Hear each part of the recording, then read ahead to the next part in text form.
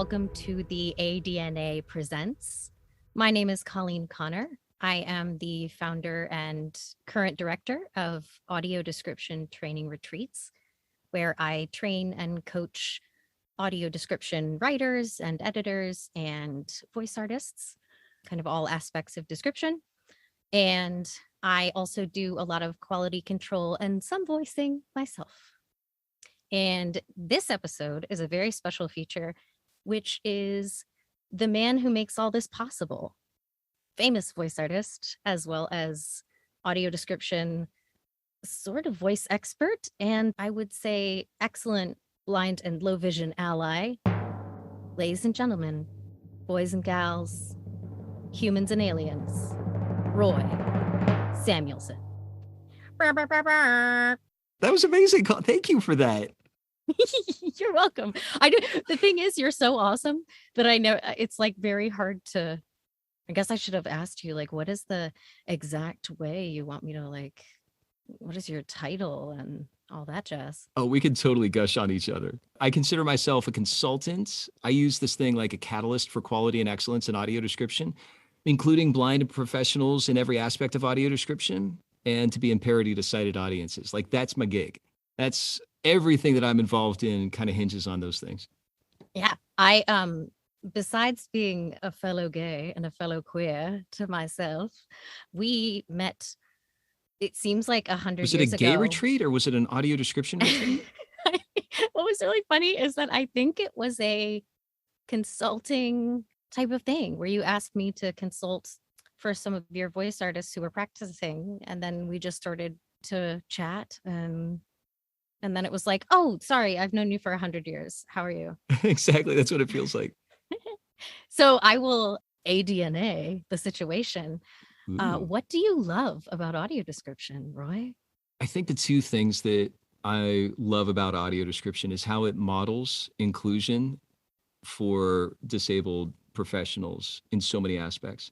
That's one aspect. It just being able to use audio description as a microcosm of what disability representation means is really powerful to me, and being able to kind of laser focus on that aspect and how it can spill over to other areas. That's pretty cool. And the other thing that I love about audio description is its professional, like the actual work of the voice talent in audio description. I love all aspects of audio description. You particularly focus on the writing and making sure that happens on the AD training retreats. And I love that you're including the engineering, the placement, the timing, the how loud or soft it is, the engineering side of it, as well as the voice talent. You cover all that in the AD training retreats. One of the things that I'm really excited about on the voice talent side is how that nuance, that what I call a high wire act of the performance, makes such a difference to make sure that our audiences are as immersed as sighted audiences are, that there's that parity of experience, that we can all experience this and be immersed in the story without being distracted by the voice. And that just excites me. That is a very simple thing, just saying in parity to sighted audiences, but to make sure that the voice talent does that in a way that is so crafted and so skilled, it's really exciting to see. And that's been driven by blind professionals as well. Yeah, I was extremely impressed by you as soon as I met you and listening to this podcast and going, oh, okay, this guy is an ally and making a difference. And it's not about like, I just love serving the blind and the poor people. I love that I can help them just be a part of a movie experience. And I was like, oh wait, he's talking about like quality and excellence and like, hey, let me support other blind professionals to do this and let me be inclusive of other people and let me do a podcast from all aspects of description, because a lot of people still have no idea what this is. And so I think that's amazing about the way you approach description from a professional standpoint and a craft. I think a lot of people might take this as like a job or like a section of their portfolio or something. And you could approach it like regular commercial work or, but it is a totally different animal.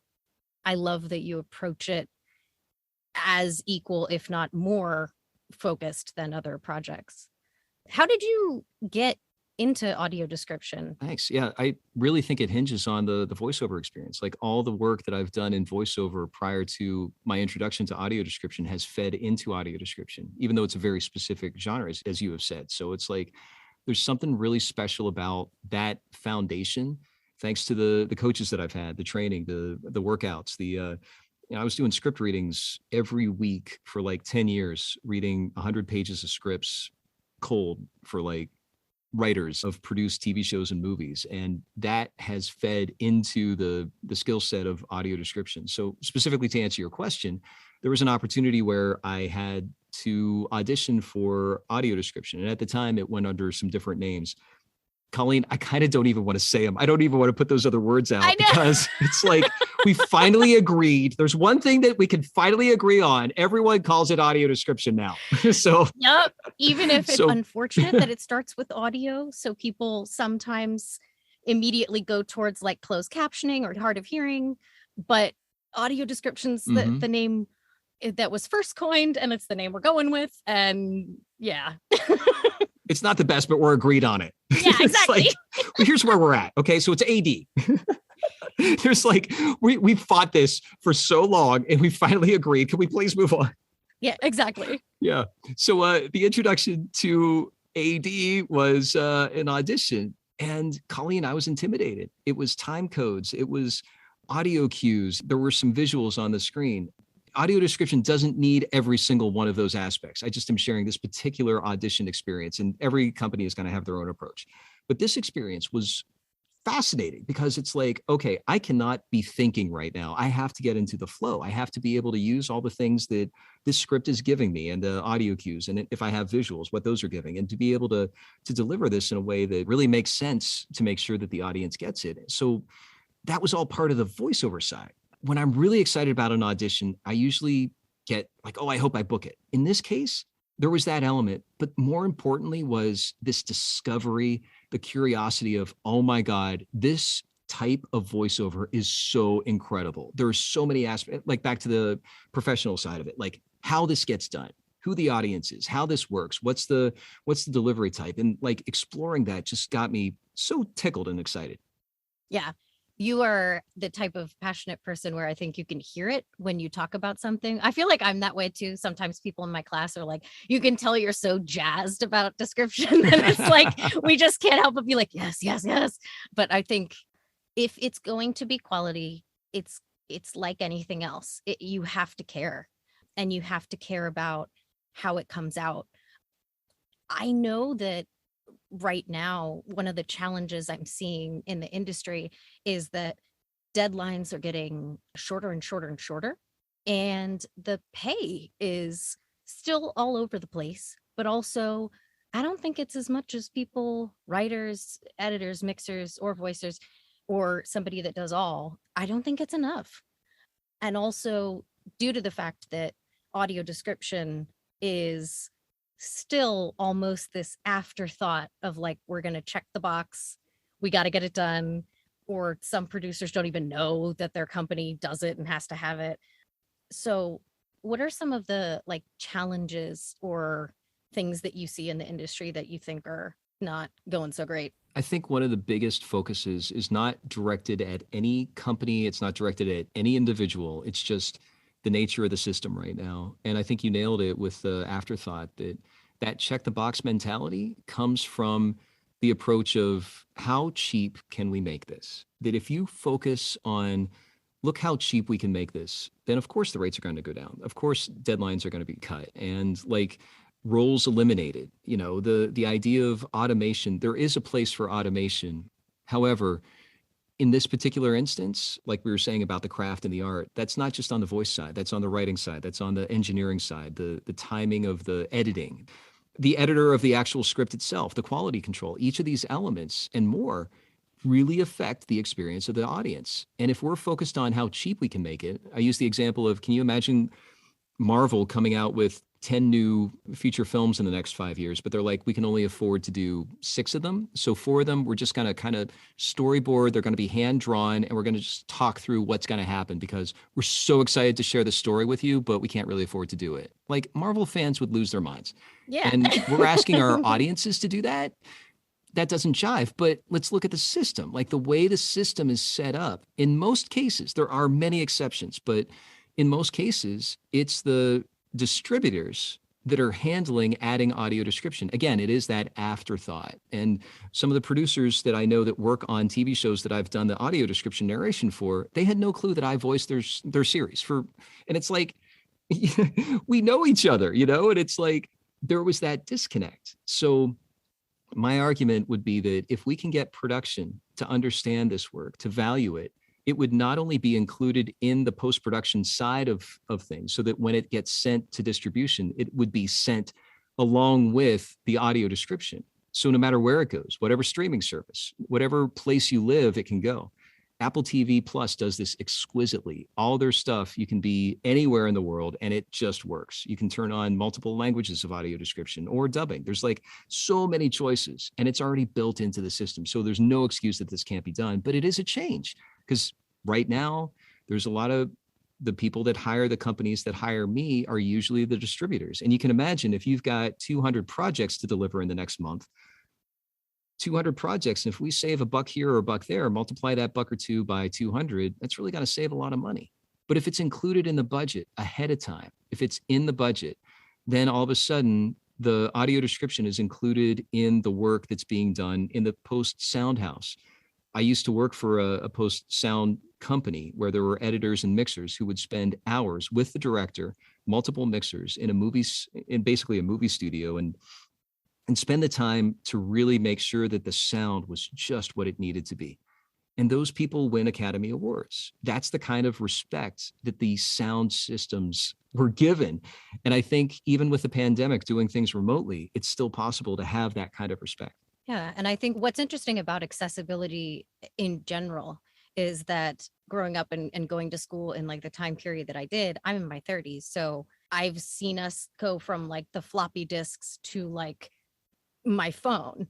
And so there are a lot of developments with technology, but it seems like accessibility is always like about 6 months behind or like 2 updates behind. Like it's always something.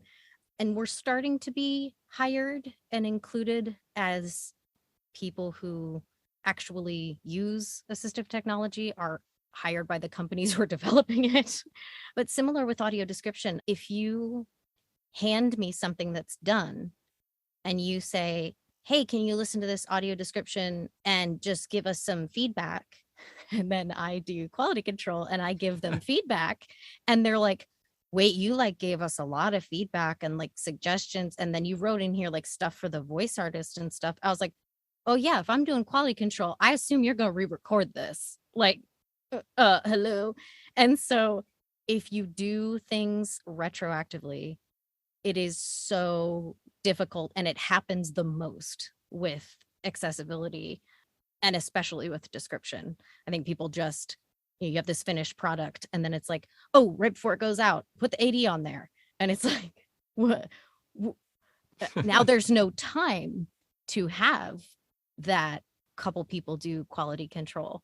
And especially with one of the things you and I've talked about before is the idea that when you're blind or low vision or losing your vision, one of the things you start to rely on heavily is your hearing.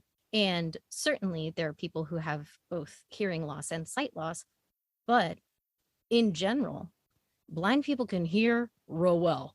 And so when the mix isn't good and the audio description is too loud and the movie becomes really soft, or when there's a couple lines that are accidentally repeated because somebody didn't remove them in editing, or when there's a couple lines that are accidentally repeated because somebody didn't remove them in editing, or when there's a couple lines that are accidentally repeated because somebody didn't remove them in editing, or when stuff steps on the dialogue, or when somebody feels the need to fill every single silence with description, or the description just doesn't help. And the last aspect of that is like bad voicing of description. I was curious as to what you would like to see audio description become as we move forward. And I think obviously one of them is the idea of not having it be post production. But like, what else would you like to see? Thank you for that. It's a really perceptive question because I think personally, I'm in the position of voice talent. I don't do the writing. I don't edit the writing. I don't do the mix. Sometimes I place, but that's another job for an engineer. I don't do well, I have done casting, but in most cases, I don't. There are all these other roles. And I think respecting the roles, ROLES, makes a world of difference. Let's go back to what we talked about with the microcosm of AD and how it can apply more globally to accessibility. There are Mhm. so many changes happening right now with culture and technology, and it can go, it's chaos, you know, like that Wild West factor of it. It can go in so many different ways. And so I think about taking advantage of it. We introduced the ADNA initially as a credit list for voice talents because that was something that people could understand. If we jumped in right away to say, hey, audiences, there's this mixer, and what they do is, and it's like mixer, it's like something in the kitchen. It's like, well, kind of, but for your ears. And it's like, Buttered rolls. there you go. So it's like, let's start with something that we all understand. Okay, a voice person reads into a microphone. Great. We can get that. Let's get people introduced to it. And then the strategy was let's include writers. So what does a writer do? Now let's include sound engineers. And sound engineers have different parts. Let's simplify it. And in the keynote speech, we talked about this, that what they do is, you know, if you have to keep fiddling with your volume when you're listening to an audio description track while you're watching a movie or a series, that means that the mix is wrong. Like, let's make it attainable. Like when it's done right, you don't have to flip with the volume. And it doesn't sound like everything is just ducking down so that you can hear stuff. Like it's just, it flows. And there's a way to do that. If you're laughing at a different time than someone else that's listening to audio description, that means that the audio description wasn't done. So like if a sighted person is watching and someone else is watching with audio description and they're not in sync and they're not crying at the same time or their jump scares are off, that's a editing issue. And those are the two aspects of engineering. So like, let's go back to your question, respecting the roles. I've been put in positions before where I'm just the voice talent and I do my best to advocate to make sure that blind professionals are included in every aspect. I can't do that all the time. I'm doing my best. But Yeah. at some points, it's like, this is what I do. There are some times where I read a script. I didn't write the script and it's terrible or it's wall to wall or there's something else. And I do my best to be able to speak up and say, do we need to say he knocks on the door? Because I think the audience is going to recognize the sound of that. And it's just like, that might not be the best approach. That might not work for some companies. Sometimes it does. But there's been a lot of work that it reflects on me. And so by respecting the different roles, I mean, selfishly, it gets me off the hook because it's like, I didn't do that. But it's also, it gives some responsibility to the writers to up their game. It gives responsibilities to the engineers to up their game. The casting decisions to up, make sure that we've got the right casting. And of course, the quality control, you understand that. It's like, why did I pronounce this word in this episode, but in this other episode, I pronounced it differently? It's like, that's on me. And then it's also on somebody else to make sure that that's caught. It's a collaborative effort. And the weakest link in any of these roles gets screwed. So bringing it back to your question, I swear, it's like, one of the things that would really mean a lot is respecting the roles and knowing what these roles are and those roles getting credited. Because when that happens, there's a sense of responsibility and accountability that will help pivot away from this, how cheap can we make it, check the box, to, hey, wait, there's a lot of people involved here and they all need to work together. What's going on here? Let's hold everybody accountable. Yeah. I always say often it's an art and a science. And what I mean by that is what you just mentioned, which is, it is technical and creative. Those are other aspects. And again, if one part of the machine doesn't work, it can't spit out the good quality stuff. And so it makes such a difference when good audio description is real, when something's done really well. I know one of the things that you've advocated for and has gone really well is starting to get audio description for awards shows and to literally get awards. And I think that's sort of one of those like artistic, I don't know, I guess Hollywood ways, at least for pre-recorded media, for people to get awards for their work. And if you had audio description, mixing and editing, audio description, writing, audio description, voicing. And, those were categories of awards. And you could certainly have captioning. You could have different elements that they put to make things accessible.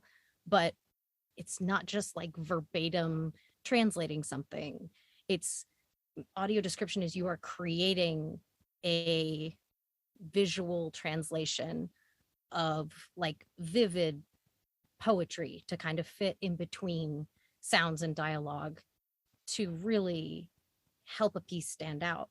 And the best compliment you can get from someone who's a patron of audio description is, oh my God, I completely forgot that there was description.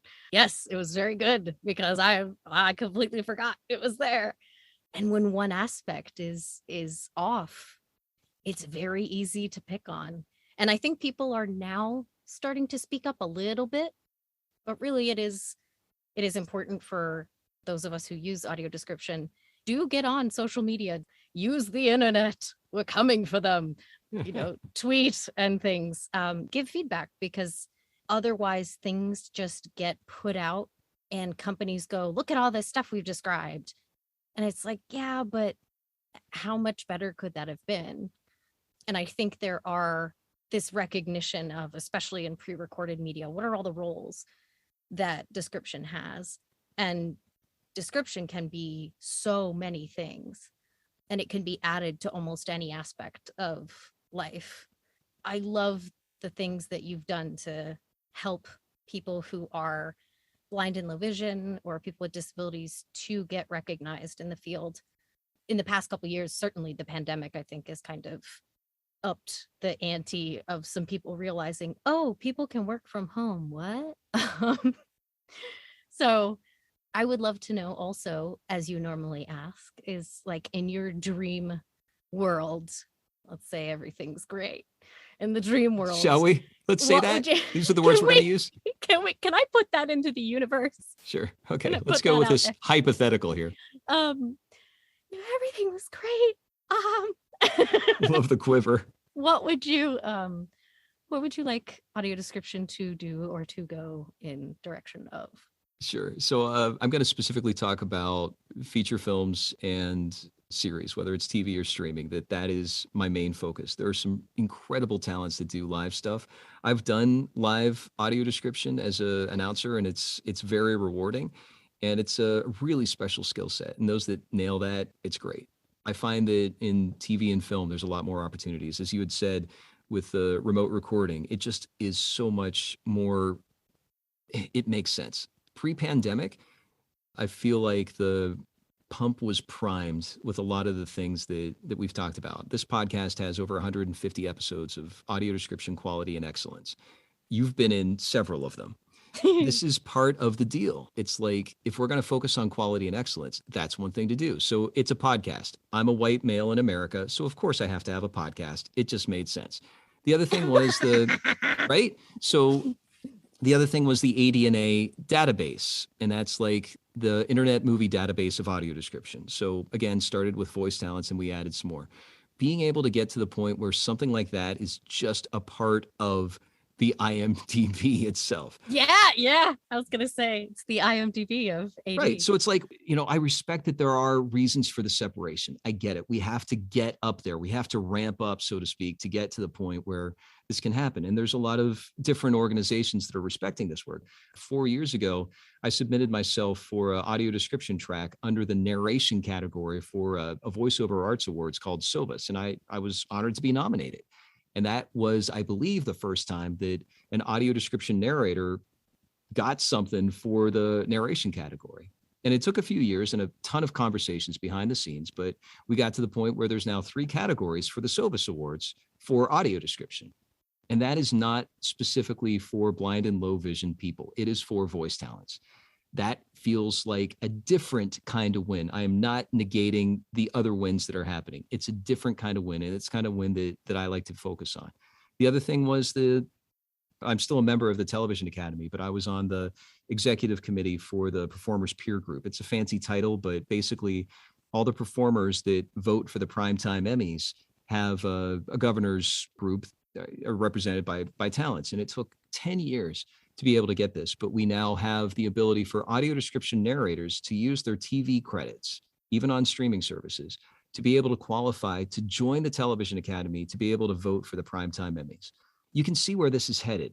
The joy of that is not, hey, look, I get to vote for the Emmys. I was already a member. But what it means is that this is the kind of inclusion that's happening. As more blind professionals do this work, this is now yet another way for performers to be able to get into the Television Academy, specifically performers who are disabled, and be able to get there, to be able to make those influential decisions. And obviously there's going to be, well, we got narrators. So what about writers? Are writers going to be included for their audio description contributions to TV? What about the Motion Picture Academy? These are the things that it feels like we're starting things. I love starting the sparks. I love paving the way for this kind of stuff.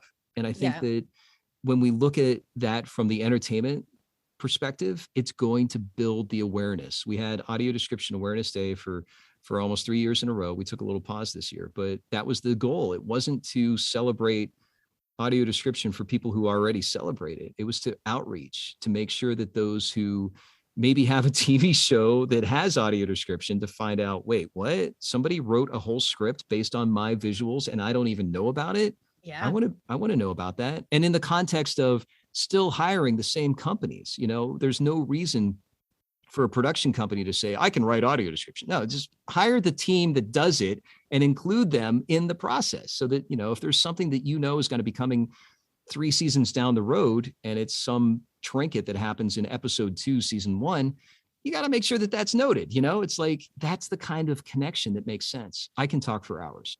I know you and I could just solve the world's problems one sentence at a time. But yeah, I would love to see it more mainstream as well. I would love to see diversity and inclusion not be these 2 words that are like buzzwords for every business right now. Not that I'm complaining about being more I hear that, yeah, recognized and starting to, shockingly get paid for things, but certainly being recognized for what you're good at and what you can contribute and being part of both society and culture, and all of that ties into audio description. And if you don't think blind people are fans of stuff, you better back up, because Hey, can we go back to one more thing, Colleen? Oh yes. I'm thinking about this whole cheap thing. You had briefly addressed the money situation. If we're advocating for inclusion and diversity, if you're talking about this in the context, we got to get to the audience, of course, but let's still keep focused on the audio description professionals who are disabled, blind, low vision, et cetera. That the way that it's perceived, it's like, oh, here's a person that we can hire who's disabled. It comes kind of across as a little bit of tokenism, that thing that you had said earlier about the service mentality, that if we can focus on the peer-to-peer relationship, the colleague relationship, that I am providing a service that you need as a disabled performer, that deserves to be compensated, and that deserves to be fairly compensated. And if these rates, these standards of rates are going down and down and down, it's not right for blind and low vision professionals who do this work to be treated like it's just, well, this is what we pay and it's not that great. It deserves to be high because of their contribution, because of the skill set, like you had said, that goes into it. I'm not sure if that makes sense, but I wanted to bring that up in the context of, of course, everybody wants to get paid more, but in this sense, there is value. There is a contribution of what that voice talent brings to the work, that when an audience experiences an audio description track that is so immersive that they can focus on the emotional experience that they're having and not that the voice talent is having, I think we're getting somewhere. The other thing that's interesting about money as well is that audio description comes from a background of service. A lot of people who first started it and first started training, they asked for volunteers. And the staff that was often approached in television studios and stuff was like the dubbing or the captioning department. They just went, oh, you do deaf stuff? Here, do blind stuff too. I don't know. They started doing audio description, all these other names. Yeah, do that too. I don't know, just do it. And so it was this included in the caption fee, or it was this volunteer. And what I find extremely interesting, and what I always tell anyone who wants to go into this is ask for what you're worth. When you get paid, somebody treats the profession differently. All of a sudden, it becomes a profession. This becomes a craft and a listen. I went to school, I trained, I practiced. I'm bringing my skill set and my expertise to you. You need to pay me for that. And I think that sometimes the inclination with something like audio description is well, I really just want to work and please and I'll do a bunch of stuff for free, and if you don't like it, then you don't have to have it. But if you like my stuff, kind of like a demo, if you like my stuff, then maybe you could hire me for a project. I feel like when you have to approach something from this supplication standpoint, it's like, no, it's sort of what you mentioned with not necessarily equality all the way, because I'm never going to have the exact same experience as a sighted person, Mhm. but it's meeting somebody on their level. It's meeting each person as a new human being. I myself am blind, but I can't speak for all blind people. Audio description has standards and kind of a way to rules to follow, but it's not a hard and fast, that's the right answer. There's a creative process to it, there's an interpretive process to it. For the voice artist, certainly it matters what intention you bring to each line. And so when meet someone at that level and make sure you're ready as well. If you want to do audio description, I think we are getting past the days, or I hope that we are moving towards, as you mentioned, quality and excellence. We're moving towards, hey, this is a specialty and this is part of what I do. And I think that is heartening in a way. And money's money. I don't know how to solve capitalism and the economy. I don't know how to solve that. We do have to have money to live, and blah, blah, who knows what to ask for what rate when, and what to throw out and when not to mention anything. Like it's challenging, but I think don't go at something with this like I'm gonna bid the lowest, aka do it for free or something, just so I can get the job and then not have enough resources to do it, or not. I don't know. Does that make sense?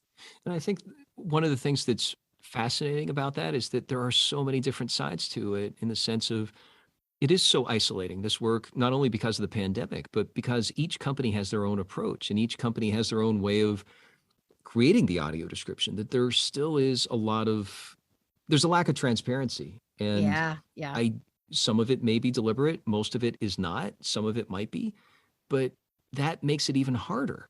And you can imagine that if somebody has the good intentions of saying, on the professional side, I want more credits. And hey, look, I get to work on this TV show. I'll do it for as little as I can because I want the credit. I want the credit. I want that. I want to build up that reputation and association. I can understand where that comes from. And Yeah. like you had said earlier, there's also this, oh, I've been voicing other things that I could really care less about. It's just for a paycheck. This feels like something that, back to that feeling that you had addressed earlier. There's that sense of, oh, I'm doing good. And I think that can unintentionally, I don't think it's deliberate, become a trap. And in the sense of what you're talking about with worth, I think there's a few voice talents that I talk with about what worth is. And it's been really great to have mentors. I consider yourself a mentor. Like I've turned to you a bunch of times offline and I'm like, what do I do with this? How do I, Colleen, help. And It's uh, fine. That goes both ways. Right, great. So, but like nobody's alone, and knowing that you're not alone. This has been a struggle most of my life, is fearing this isolation and like, how am I going to make this decision? I'm not alone, and like turning to those that you can trust and know that they've got your back and that they're going to protect you. And it's like there's some really challenging things that happen, and it happens really fast. And it's like being able to turn to someone and say, hey, here's what I'm struggling with, and be vulnerable enough and trustworthy enough that, it's a two-way street to make sure that the trust is legit, or, make sure everyone's looking out for each other and say, hey, listen, here's what I'm faced with. I don't feel like I'm being valued. This is something that, can you help me with the language? Can you help? And I think that when voice talents can come to that point and look at anyone in audio description, or I guess even anywhere, and say, like, here's something that I'm struggling with. I know I'm worth more than this, but this is what's been offered me. I really want this opportunity because XYZ. I want the credibility. I don't want to be trapped. Like, these are the kinds of conversations that make audio description so sloppy, messy, human, and weird. But I think by doing those conversations and by recognizing that there's been a lot of work that's been put into this audio description for the good of everyone involved, whether it's the audience, the companies that hire the talents of all kinds, or even the distributors or the filmmakers, that there's a lot of team members that really do have the best in mind, and they're doing their best, and respecting those others who have done that, and know that when you devalue yourself, that also affects others. And I'm susceptible to that too. It's a fascinating experience, learning, here's what I stand for, and here's why I'm going to do it. I really enjoy this conversation. Yeah, I tell people all the time, listening to podcasts about audio description, certainly check out the ADNA, listen to this podcast, which is also now a Kindle book. Oh, I'm so Yes. excited about that, Colleen. It's like we've got, I think, 12 some interviews of voice talent specifically on the Kindle books. So when those conversations are happening, some people prefer to read. And it's like, ironically, that, it's a synth reader, if Yeah. you turn on, I mean, the irony is not lost on me, but being able to have that, to be able to stop and listen to it again, or see something. When I was editing, oh gosh, it was fascinating to revisit these conversations in a different format, in text format, and to be able to kind of luxuriate in it and really reappreciate what these voice talents bring to this work. I included the keynote speech at the end of the book, and I had a lot of fun with character spacing and tabs and commas to really make sure that when the screen reader reads, it kind of flows in the way that I wanted. I manipulated it in a really specific way. So I really had a lot of fun with the Kindle book. But yeah, it's like the Kindle book has a lot of voice talent sharing what they did, and what a great model. Networking is huge. This is an industry right now where people are having conversations. It's a good idea to get on LinkedIn or Facebook or social media and just get on the internet and start seeing what conversations are happening, who seems to know what's going on and who doesn't, what audio description you like and what you don't like. There are different ways to do things, and every single track is not going to please everybody. That's just the way it goes. But there's some great conversations that happen, and I love creating a safe space for conversations. I'm very excited about the direction that things are going in, and I hope it just continues to go in the direction of, okay, this is a profession. Let's get everybody trained up, or let's get high quality. Okay, if you're going to voice this, let's match the person to the project. If you're going to have an amazing Irish movie, get an Irish voice actor to do the audio description. It's casting correctly and really starting to add those touches, those fine touches that make something different and that make things stand out and give it that high standard and high quality that the majority of audiences get. So yeah. I love it. What else do you want to tell the audience about? Is there anything, as the host and creator of this amazing network, ADNA, and this podcast, ADNA Presents, is there anything else you want people to know? I think one of the cool things is that in the podcast, I really love, and you've been doing this to me as the roles have reversed, to give space to be able to allow the person to share their thoughts. There's something really enjoyable about a podcast format that doesn't have the restraints of time, and it's really easy to access. I think going back to the social media, when I founded the audio description discussion group on Facebook with Kevin, that we found our goal and intention was to grow the lively conversations about quality and excellence, to get that focus going. Now, of course, there's going to be accessibility issues. There's going to be shows that travel from cinema to streaming, and then there's others that don't, or skip episodes within seasons, and those need to be talked about. I do not want to discount that. I know the importance of quantity and that it needs to be there. At the same time, I really am excited to see all the conversations happening about our audiences saying what they want and what they deserve. And people are paying attention. So that's really exciting to have that format on that particular social media and be able to see how that's started making influence in major productions. It's really exciting. And then finally, I think the biggest thing is that Kevin's Way is still a new measure of excellence for our previously marginalized content users. It is a distinction in the sense that imagine a good housekeeping seal of approval or a gold star, that it is a way to shift the focus away from how cheap things can be to how great they can be. And I've used that expression in the context of audio description, but it can apply to a lot of other areas. And this is one other thing that I still am working on and dedicated, along with the podcast, along with the social media, and along with all the other things. It's like all of these things are really about the involvement and the approach of audio description, not only as a narrator. I've done thousands of audio description titles, but what's important to me is being that catalyst for what quality and excellence in audio description means. And that's through included, it's definitely through inclusion of blind professionals. I know Kevin was a blind friend of yours. Yes. He was a real, Yes. true, amazing person.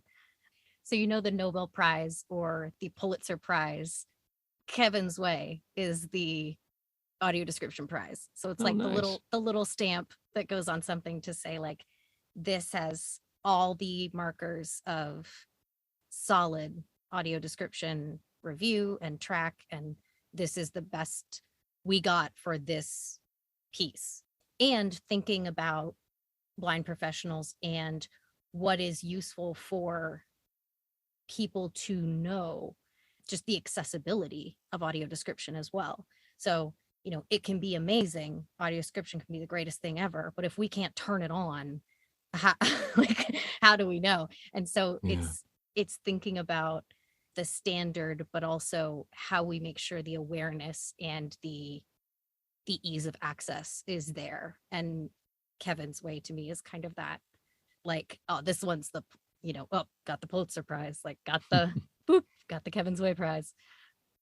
I so admire you. And I think a lot of people don't necessarily know how hard you work on this podcast. And I mean, you just mentioned, at least 5 of the things you do. And it's like all of us do 10 million things and work way too hard all the time. But this podcast has made a huge difference. It's a great resource for people. So yeah, just thank you for being you. Thanks. Thanks for saying so, Colleen. And thanks for being you. It's a lot of the things that I think we both are focused on when it comes to quality and excellence is to make sure that this work is respected fully. And your AD training retreats are exemplary of that. And you taking over this year, particularly, and seeing the success that you're already seeing through all the other retreats that you've done through the years. And that ripple effect does make a difference. So right back at you. Thanks. So yeah, everybody check out Kevin's Way. Check out, obviously, ADNA Presents podcasts, whether it's audio or Kindle.